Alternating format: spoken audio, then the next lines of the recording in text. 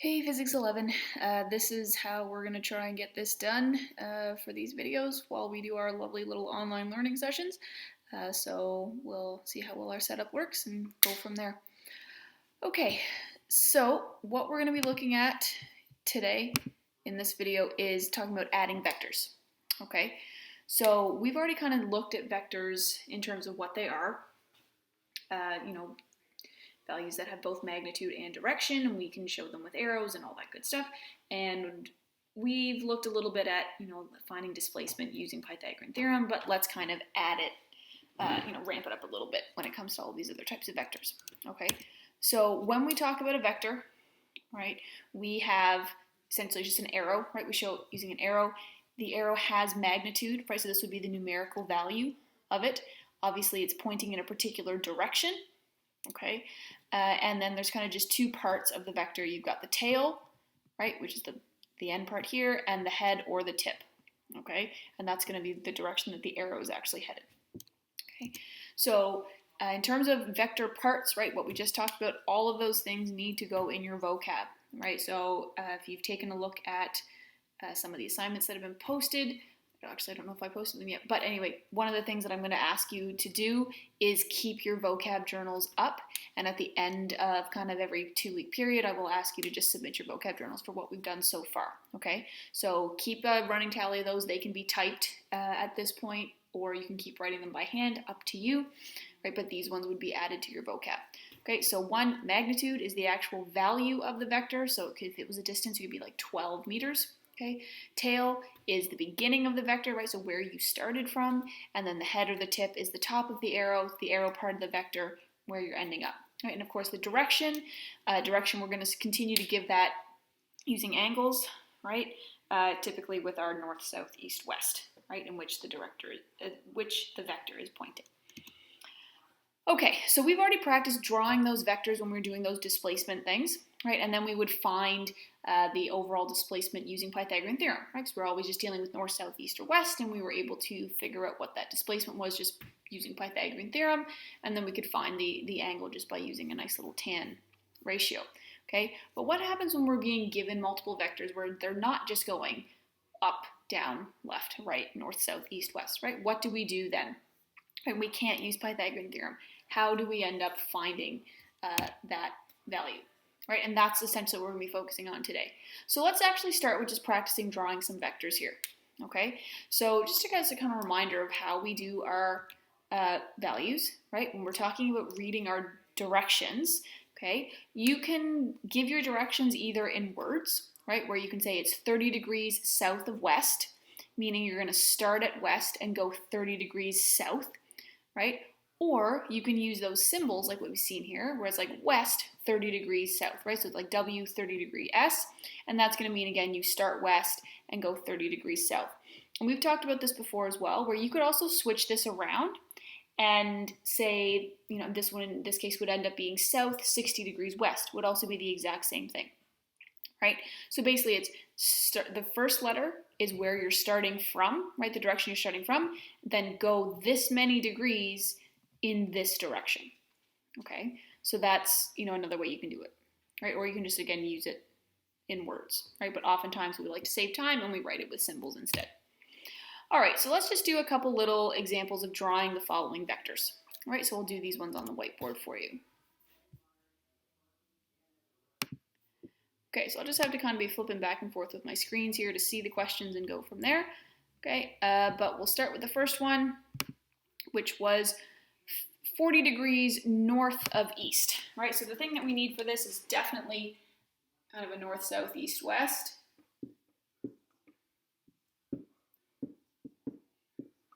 All right, so our first one, again, I've already got it forgotten, is our 40 degrees north of east. Okay, so that means we're going to start we're going to start east because it's north of east, so we're starting at east and going 40 degrees north. All right, so again, give your best estimate here as much as possible, right? If we were in class, we probably would have actually done this with protractors and done it all correctly, right? But it's a little bit trickier in this case, right? So we're starting east because it's north of east, so starting east, but go 40 degrees north. So it's a little bit less than our half 45, So that might look like this, right? So this is our first vector here, okay? If we look at our second one, draw a vector that's north 10 degrees west. Okay, so again, that one was a north 10 degrees west, meaning we start at that first value and then go this many degrees in this direction. So I'm going to start at north and go 10 degrees in a west direction. So again, that would look maybe like this, right, where that's the 10 degrees in there. For this one, it was 40 degrees in here, right? So that was our second vector here, okay? Our third one is asking us to draw a vector that's 20 degrees west of north. Okay, so for that one, right, so 20 degrees west of north. So again, this would mean starting at north and going 20 degrees west, right? So that's going to be just a little bit over, right, where that's the 20. And I realize that that's not quite super accurate. The 10 should have been a little bit smaller, but what are you going to do? Okay, the next one, draw a vector that is west 40 degrees south. Okay, so again, that means starting at west and moving 40 degrees south. Right, so that's the 40 degrees there. Okay, put that one as D. Our next one, draw a vector that is 10 degrees east of south. Okay, so again, it's east of south, so if we were starting south, and then it would be 10 degrees east of that. So it's going to look like that.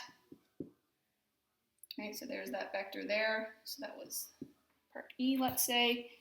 And then finally, we have draw a vector that's east 15 degrees north. Right, so that was east 15 degrees north. So in that case, we would have started with the east and then gone 15 degrees to the north, which would have looked something like that. Okay, so that's just kind of a quick review on how we use our directions and how we actually draw our vectors. Okay, if people are just going like at the slides, you'll see all of these are here as solutions kind of drawn out, right? And these ones were drawn with a protractor, so they're a little bit more exact, right? But you'll see ours are in the general same spot. Okay.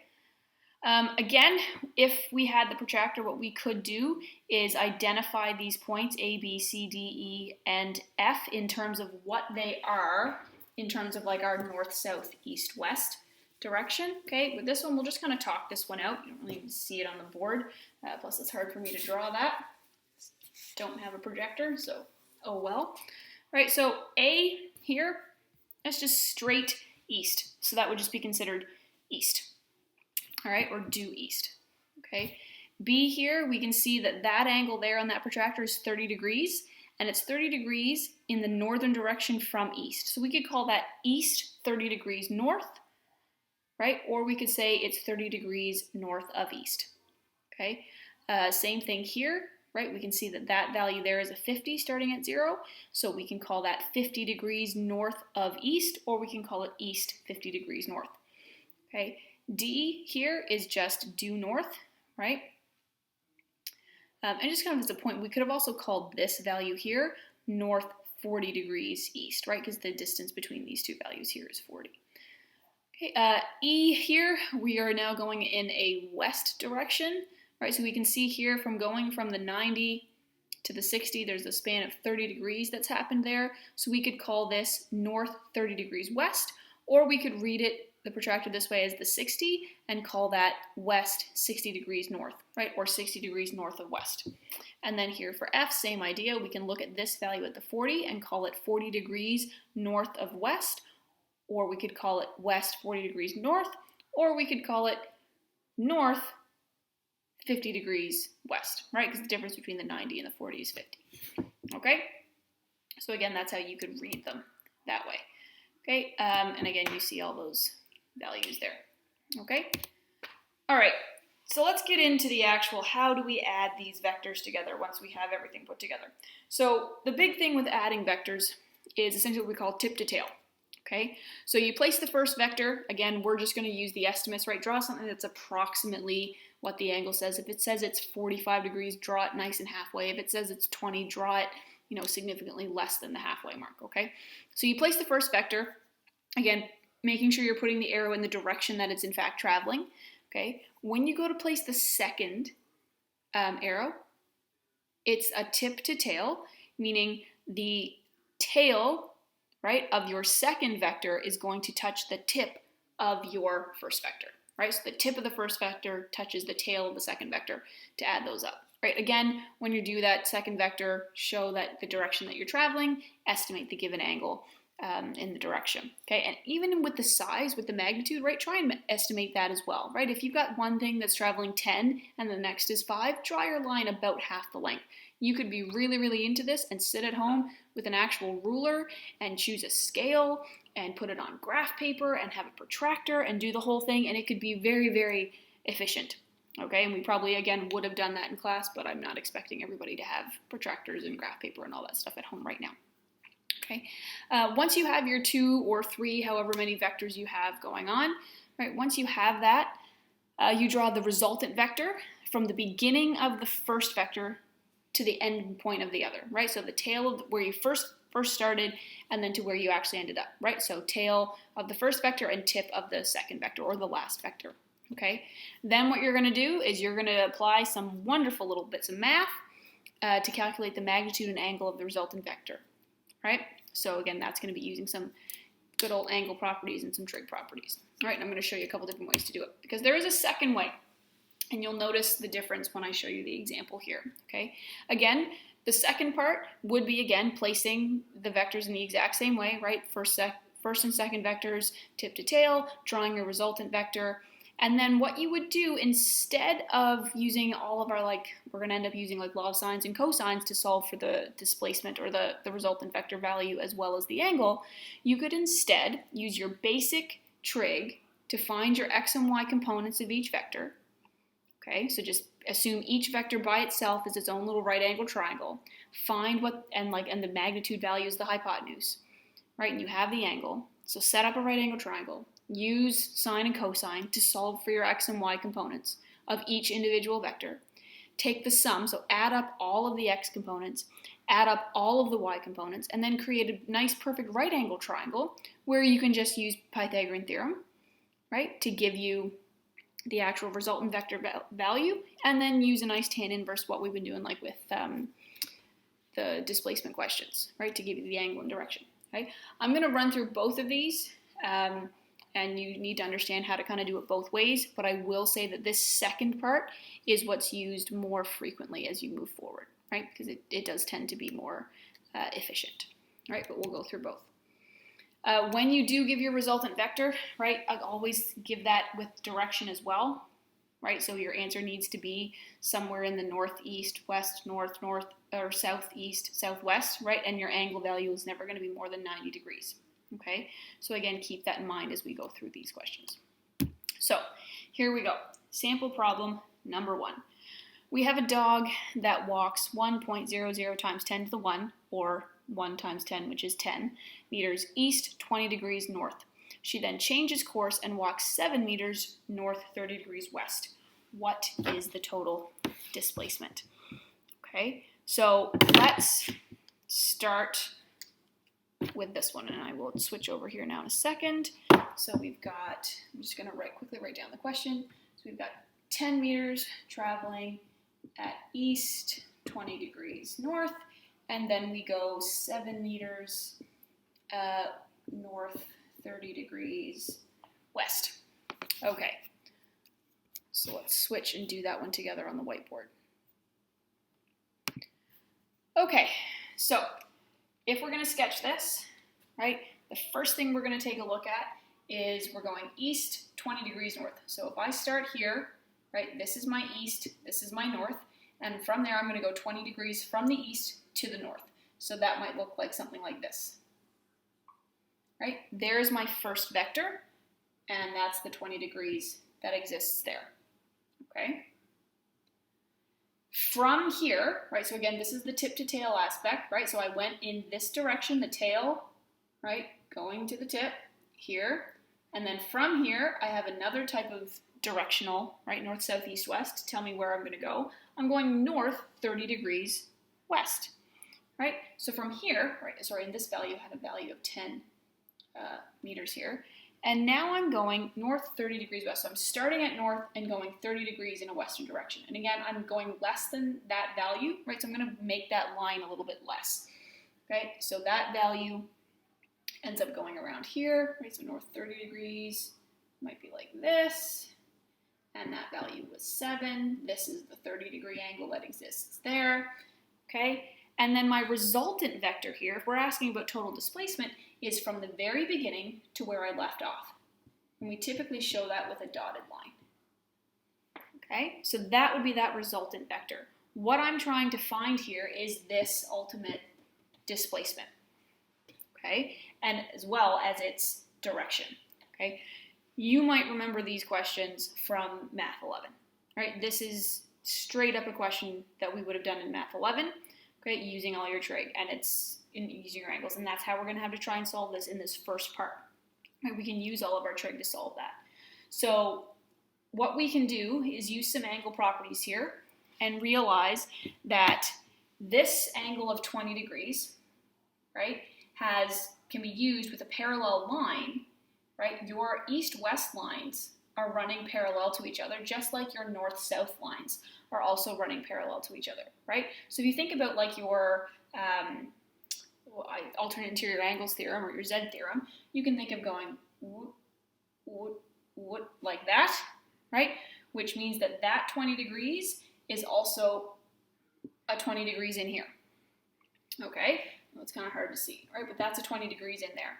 And then because this is a right angle, right, going from north to west, that 30 complements quite well with a 60 in here, meaning that this entire angle is a nice, beautiful 80 degrees in here. So what you essentially get, if we kind of redraw this triangle now,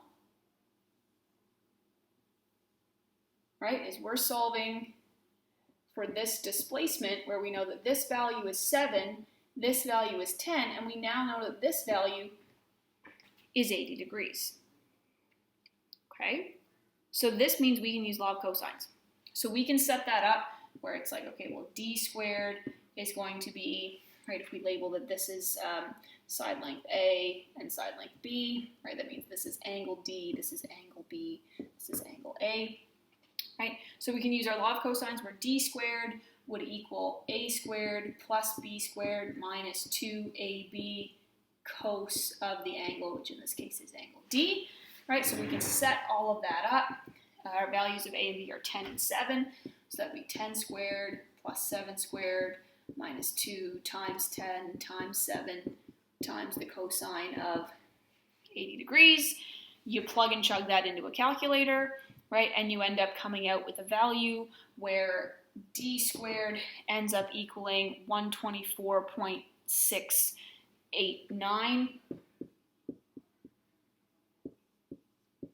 Right, units here would technically be meters squared because this is meters squared and then a meter squared, so add meters squared, you get meters squared. And again, this would be meters times meters, so then you're subtracting a meter squared, so everything's in meters squared. And then you would square root all that, and you'd get a distance, or in this case, the value of d is the displacement that we're solving for, of 11.2 with sig figs. Okay, I think you end up getting a value of more like 11.166. But then we're using 3 sig figs in this problem, so you get a displacement of 11.2 meters. Okay, so we know that value now. Now what we need is the direction that goes with that. Okay, so again, you're kind of coming back to this original drawing here, where you might need to solve for some other missing angles, right? So what I could do is go back to this triangle, figure out what is angle B here, right? And realize that angle B is in here and is part of this whole 90 degree between north and east, but it's got this 20 degrees that's been chopped off of it, right? And would need to kind of be dealt with in that sense as well, okay? So if we go and take a look at that, right, what you'd end up being able to do is solve for that missing angle, right? And I'm just going to erase this bottom part so we can actually find that, okay? So I'll leave the diagram. Okay, we're going to solve for angle B, and now for angle B, because we have this value here at that 11.166, right, so we can be as exact as possible, we can use our law of sines, right, because now we have this matching pair, and we're interested in this one, so we'll use the 7, okay? So what we'd set up there is our law of sines, where it would be sine of 80 degrees, right, divided by its opposite side length of 11.166, and that's equal to the sine of angle B divided by its opposite side length of 7, right? You're just going to multiply both sides by 7 here, okay? So you'd end up getting, right, sine of 80 divided by 11.166, multiply that by 7, that will give you a value of sine of B. So what you get there is 0.6173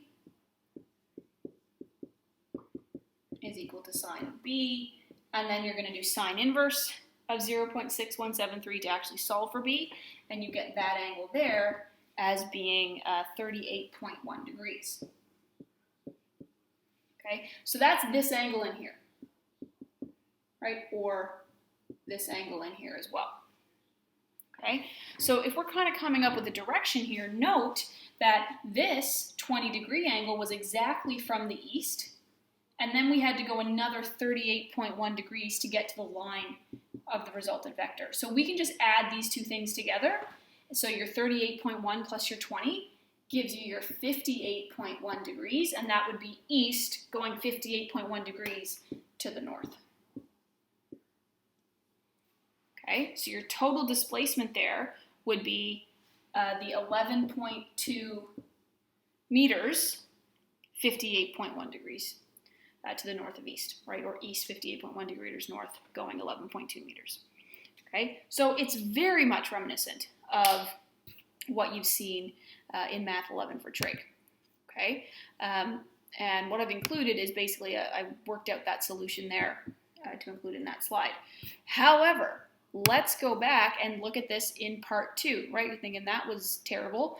I didn't want to revisit Math 11 a whole lot during this course, but what's the other way you got for us? Okay, so using those same vectors, right, we can do this, adding vectors in a slightly different way. Okay, in this different way, what we're doing is looking at each vector individually. So let's look at that first one at 10 meters east, 20 degrees north. Okay, so again, I'm still going to kind of sketch it, right, where it's east and then 20 degrees to the north. So I have something that looks kind of like this, right, where that's my 20-degree angle and that's my value of 10. Okay, just looking at this vector here, I can create a nice little right angle triangle, using that 20 degrees, and I can solve for the x value as well as the y value, right? The x component and the y component by using some just nice basic trig, right? So x here would be considered the adjacent side to that angle, and because we have the hypotenuse and we're looking for the adjacent, we would use cosine, right? So you could set up cosine of 20 degrees is equal to the adjacent divided by the hypotenuse. So you just multiply both sides by 10 here, and the x component value ends up being 9.397, right? And that would be meters. And because it's going east, right, we would consider that a positive direction, right? So that's like a positive value. The y component here is going to be found, again, using a basic trig ratio, because it's the opposite side length to that 20, and you again have the hypotenuse, so you'd set up a sine, right? So sine of 20 is equal to y over 10, and again, you just multiply both sides by 10, so it'd be like a sine of 20 degrees multiplied by 10, so your y value there ends up being a nice 3.42 meters. And again, that was going up, so we can consider that positive as well. Okay, so that's all just in your first ratio, right? Your first vector, sorry. Okay, now we can then look at our second one, right? That 7 meters north, 30 degrees west. Okay, so if we again kind of draw that vector, right, that was north and then 30 degrees to the west. So that vector did this, right, where that was the 30 degrees in there, which means by default, this is going to have to be a 60-degree angle.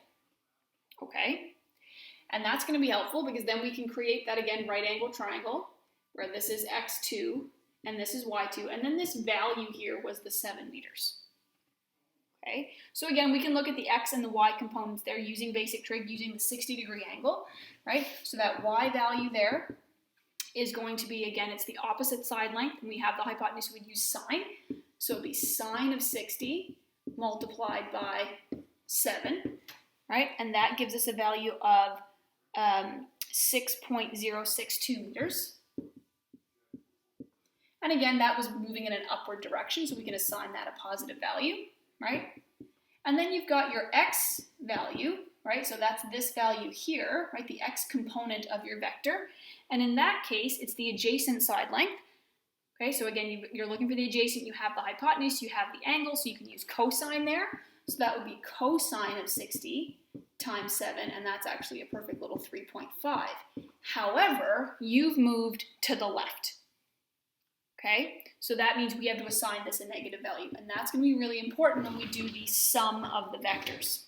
Okay, so what that means is we have two x vectors, right, and two x components, right, because this part had us move 9.397 meters to the right, but this part had us move 3.5 meters to the left. So the sum of that overall, right, if we add the 9.397 plus the negative 3.5, right, that's going to give us an overall positive motion of 5.897, right? And I'm going to show this on the, once I erase this, right? And then again with the y values, this vector has us moving up 3.42 meters, and then this vector has us moving up again another 6.062. So overall, we've moved up like 9.482 meters, okay? So what you do is you take those values and you add them together separately, okay? So add the x's and add the y's, okay?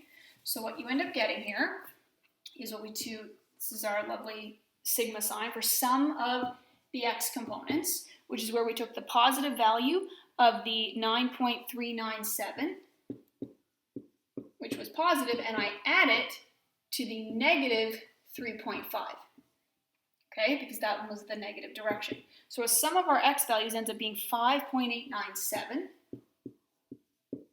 right, all that's in meters. Then we can take the sum of the y values, right, the y1 and the y2, which is our 3.42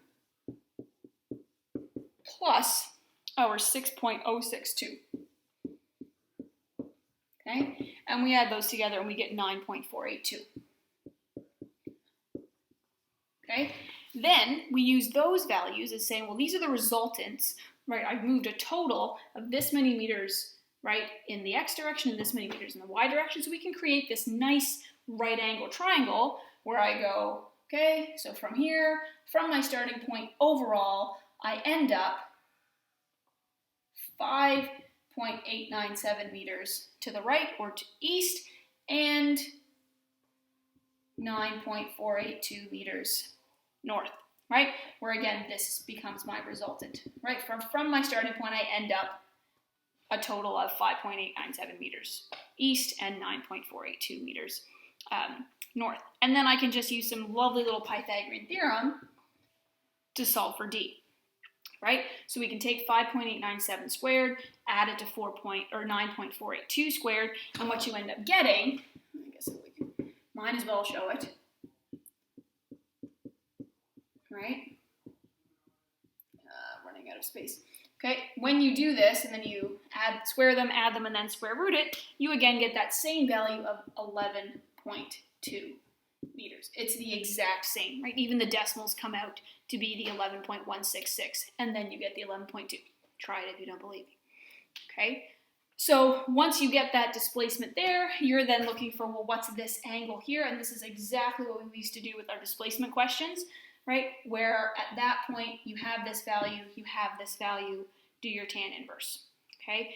One thing to just be careful of though if you do a problem in this way, and let's say you were going west, so it was kind of like a negative overall x value, or you were going south, and which is like a negative overall y value, don't use the negatives, just use the absolute values of those. Use the positive values only to get the ratio, okay? Because you're looking for the ratio between the sides, and if you start using negatives in there, you're probably going to start getting negative angles, and that's not what you want, okay? So if you are going to just use this method, right, again, you do need to make sure whether you're assigning these values as positive or negative, right, because it will affect what your sum values are. But when you go to do your tan inverse here, let's say this was going west and this was a negative value, don't use the negative part, just use the magnitudes, right? So here your angle here is going to be that tan inverse of your opposite over your adjacent, right? 9.482 divided by your 5.897, okay? And then away you go, all right? And that ends up, again, it's giving you the same value of that 58.1 degrees. Okay, so that's there. All right, so where am I at here?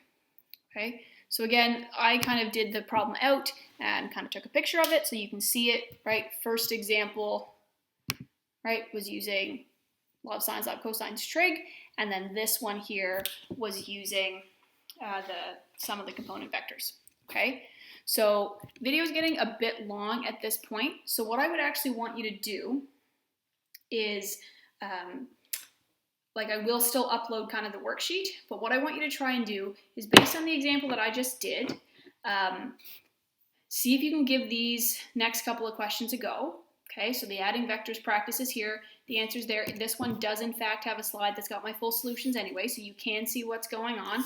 I did choose to do this one during using the trig method, okay? So kind of give it a look, see if you can kind of figure that one out, okay? But the main answers are down here as well, okay? And then there's another one again for you to try, okay? So I want you to try those couple before you go to the worksheet. Try those, see if you get a handle on it. If it's kind of not coming together, shoot me an email, and let's maybe try and schedule like a Google Hangout or a Google Meet to kind of go over them again together, okay? Or if we can't all get a time that works, maybe I'll just do like a supplementary video with those two examples, okay? So take a look at those two questions, right? 1 and 2, and then I will post the video, work on these, and then I'll post the worksheet for you to go on as well, okay? So there we have it. All right.